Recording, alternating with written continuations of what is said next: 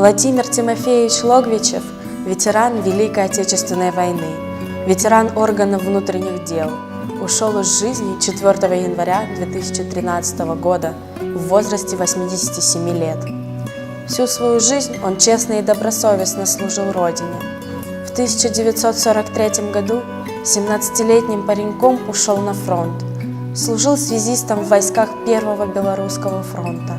Мы встретились с сыном ветерана, Владимиром Владимировичем Логвичевым. Когда его в 1943 году призвали в армию, он росточком был не очень-то большим, выдали эти трехлинейки, винтовки. И когда на марше, ему всегда это приклад бил по икрам, ему это неудобно было.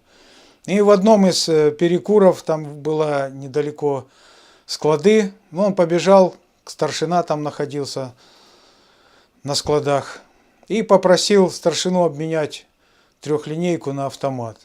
Ну, тот мудрый заулыбался, говорит, дал мне этот автомат, я прибежал. Тут построение, все с трехлинейками, я с автоматом стою. Гордый такой, что не такой, как все. Командир как увидел, так, Логвичев, а это что такое? Ну, как что, автомат. Так, 5 минут, чтобы был в строю с винтовкой. Говорит, и мне сразу все, как говорится, обомлело, я стремглав бросился в склады, поменял свою трехлинейку, отдал автомат. Вот такой вот был у него курьезный случай. Ну, молодой, но шустрый был. Война для Владимира Тимофеевича закончилась в Забайкалье победой над Японией. После службы в Вооруженных силах СССР в 1955 году переведен для работы в органы внутренних дел, где продолжил борьбу, но уже с нарушителями закона. О своей работе Владимир Тимофеевич рассказывал мало, зато многочисленные награды, которыми был удостоен ветеран, говорят о многом. Был очень рассудительный.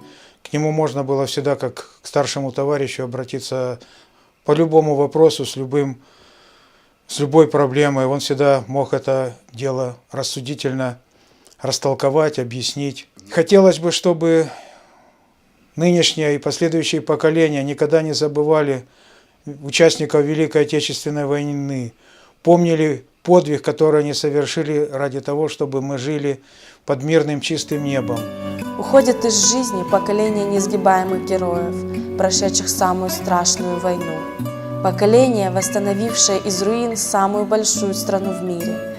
Поколение, заслужившее себе немеркнущую славу.